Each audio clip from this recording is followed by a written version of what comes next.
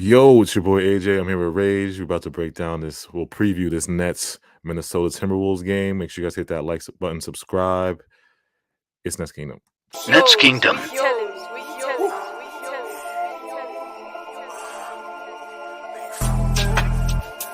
the top, I'ma make it.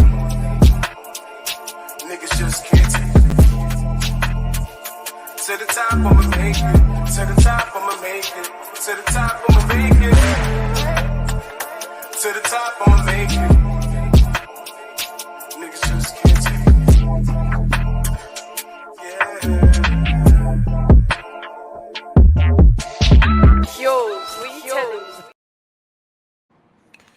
Yes, sir. So coming off that win, man. Crazy, crazy game, man.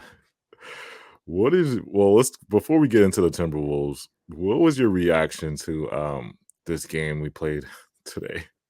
Well, you know what? The beginning looked good. I mean, we Mm. looked good throughout three. Well, in the beginning, it looked like Utah's defense did look pretty well, but this was another game where I was really, really, really appreciative of what Spence has been doing for this offense, getting everyone involved, really, and it shows you how good he does. Like even when he didn't even like look that great scoring, and how and it showed like how even though like he's not scoring well, how much he benefits the team with his passing, Yeah. and he was able to get guys going with that. Because Macau was fine. He got his like little 30, I think. because it's like we dominated the Jazz, and it was like I'm thinking. I remember I texted you like this should be a light win, but It's the Nets, and you never know. it's the Nets, and we've seen crazier things happen. And it's crazy when I texted that. Literally in the fourth quarter, it all just came like we went up. I think we were going into the fourth. We were up 17 or 20 points, something like that. Something like that. Yeah, and it came all the way down to the last minute. Even to when Spencer got interviewed at the end of the game, they were like, he even said he was like, "Yeah, we got lucky. We got to be better than this." We got outscored 42-26 in that fourth quarter.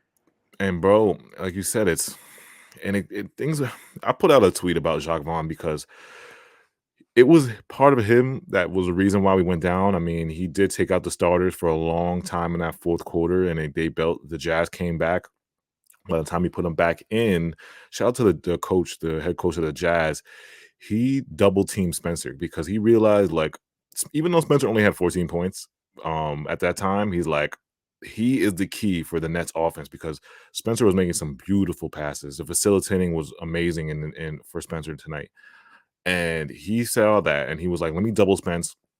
Coach Vaughn had no answer for that. As soon as they started blitzing Spence, we were giving up turnovers. We looked like deer in headlights. And by the time I look up at the box score and we're up one, up two. It's getting scary. And we barely survived against the Utah Jazz. It's just insane to me like how it came down. It's as a fan, and it's like as a team, it's like how does it get to this point, right? Yeah. It's like and like I know obviously like we're still a team that hasn't been together forever, but it still comes down to you were up by so much at one point. Yeah. It's like how does it get all the way back down to that, right? Yeah. It's like I'm not gonna overreact too much because I've seen this before. A win's a win. A win and a win is a win. And a win is a win. But Yeah. I've seen it, but it's like you have to figure out what you're gonna do when like a good team is exploiting this when you get into the playoffs because the thing is this isn't one game when you get into the playoffs. It's a 7-game series.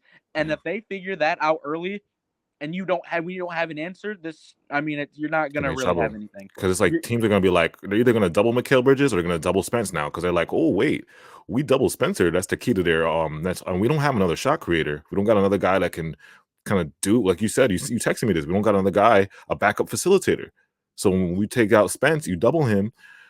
Who's gonna be the shot creator? Who's gonna be the guy that sets everybody up? Are you gonna have to? If it gets bad, and if you get to that point where you get into the playoffs, which I'm sure is gonna happen, At least it's gonna happen.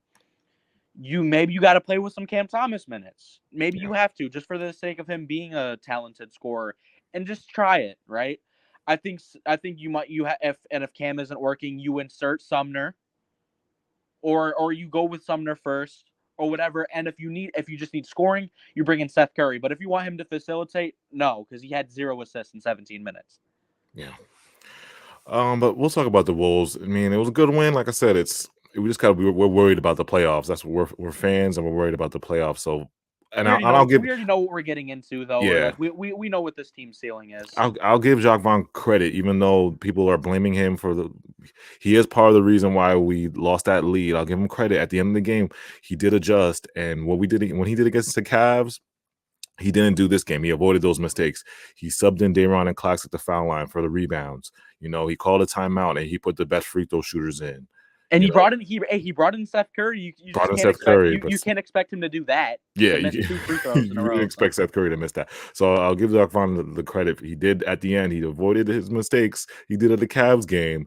And even though we got lucky, we still got the W. So. And he coached a good game until you got into that last few minutes. Until the fourth quarter. That's what until the end, because it's like when stuff like that happens, like obviously teams are gonna go on runs, but this was different. Yeah. Yeah. Like this was like I understand if like they came back earlier, but it was like last 3 minutes. That's when you have to close and keep your foot on the gas. But yeah, that didn't happen. We're going to this Wolves matchup now. The Wolves are 39-40. Their leading scorer is Anthony Edwards, 24 points per game, 45% from the field, and 75 from the free throw line. Talk about the Wolves, man. You got the depth chart. The injury report right now says Naz Reid is out. Austin Rivers doubtful. Yeah, and Naz Reid's done. Naz Reid is done. He's done? Yeah, he's out for 6 weeks, I think. Wow. Okay, yeah. So Naz Reid is done. So, talk about what stats you got on the Wolves. Well, so they're 12th in points per game. Mm-hmm. So that's all right. They got 18th in defense, so they're below the pack on that. They are 23rd in rebounding as a team, which is kind of crazy given the fact that they have Karl Anthony Towns and that they have Rudy Gobert. Given I know that Cat wasn't there for a large period of time, given he was. You just wouldn't expect that with all the big men they have, though. Yeah, because they had Gobert and Naz Reid. Yeah, you wouldn't expect that to be them that bad in rebounding. But yeah. So I guess the key for us, what do you think is the key to win this game? I mean, I know the ESPN said we have a 66% chance of winning this game. So I guess I think Vegas is going to lean towards us winning this game. But what do we need to do? I mean, Cat is coming back off of his injury. He's been looking pretty, yeah. But what do you think? Should the Nets double Cat, or should it be kind of like? Because we know we do struggle with interior. I mean, Nick Claxton has been playing really, really well, though. But he's a one person and can only do so much. We can only expect so much out of one human who's lighter than both Rudy Gobert and Karl Anthony Towns, and he's gonna have to see them both tomorrow or Tuesday. Yeah, because I'm looking at the depth chart. Anthony Edwards and Cat are probably the bulk of their offense. Then you have Jaden McDaniels, Mike Conley, Rudy Gobert. Off the bench, Taurean Prince, Jordan McLaughlin. I mean, Jalen Noel is out, and Kyle Anderson. He's actually a good piece for them off the bench. I think he's decent off the bench.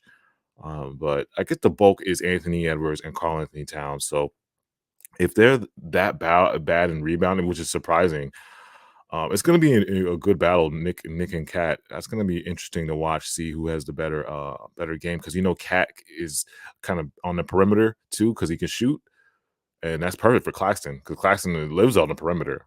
Anthony Edwards, he's just a dynamite scorer. We saw every time he plays us, he does have a great game. So, what do you think is key to stopping Anthony Edwards and for us? I feel like this team just has to really lock in defensively, and even though given the stats of that team with the rebounding, you still have to try and hustle out them, because you know what, even given with that, these are bigger guys, and we have guys who are more they're more likely to out hustle a regular center. Yeah. Right. We have the wings to do that. It's just a matter of actually getting to that, because I mean, a lot of games we're the team that gets out hustled.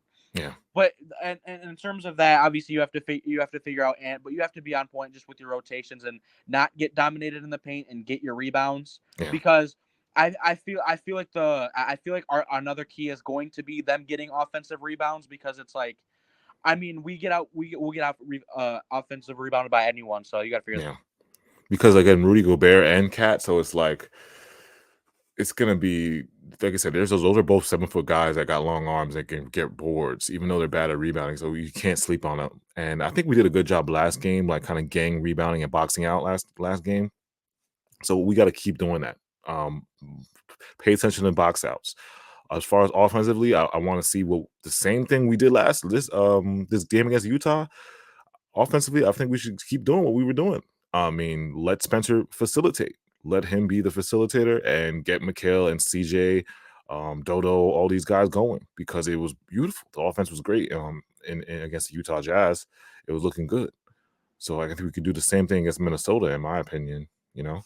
Yeah, and I honestly think I agree with you as well. But the thing is, that's a team you can hunt mismatches on. It's like obviously Yeah. Gobert is a paint presence, and so is Cat, like just a presence. Yeah. But if you can bring either one of those guys out to the perimeter and get yeah. a mismatch there, that is something you can easily exploit, which would make sense given they're a team that's they're below mid in terms of the defense. Yeah. And if you can exploit mismatches like that. Oh yeah, you should definitely bring Rudy out to the perimeter, bring him out to the perimeter and attack him. And that's what Same with Cat. and that's what we would try to do last time we played them, and it would make sense. And I mean, Dinwiddie can take advantage of a mismatch, and he knows when to drive, and he's been better of that.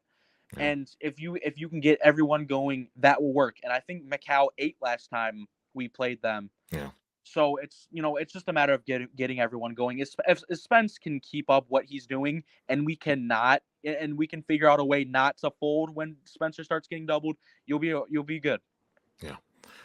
Make sure you guys hit that like button and subscribe. Follow us on Instagram, Nets Kingdom 1. That's the new Instagram, Nets Kingdom 1. We're on TikTok. Just type in Nets Kingdom on TikTok, type in Nets Kingdom on SoundCloud, and give us a follow. Well, hopefully we get this win against the Wolves, man. I mean, I'm gonna be there, so hey, it's a 3-game winning streak. You know what? Even though it was a gritty win. It was a game you should have taken out. I'm very happy that we are winning these games, and it's and like it or not, I feel like this team is kind of over accomplishing for us because I mean we are winning games, and even though we're kind of folding in some scenarios, we're pulling it out. Yeah. We're getting into that good chemistry together. Like everybody's played a certain amount of possessions. We're starting to get into a little bit of a groove. Like we're getting used to each other game by game. It's getting better and better. And the Timberwolves are a team that hasn't bet. They've lost 3 straight. We're on 3 straight. We're at home. This is a team. This is a team you can win against. And I feel like as long as you keep playing the way you have been, if Spence can keep facilitating and just doing what he's been doing, and we're good. And you know what? We didn't even really hit our threes today. So if we can do that on Tuesday, we'll be in good hands. Yeah. Appreciate you guys, man. Thanks you guys for watching.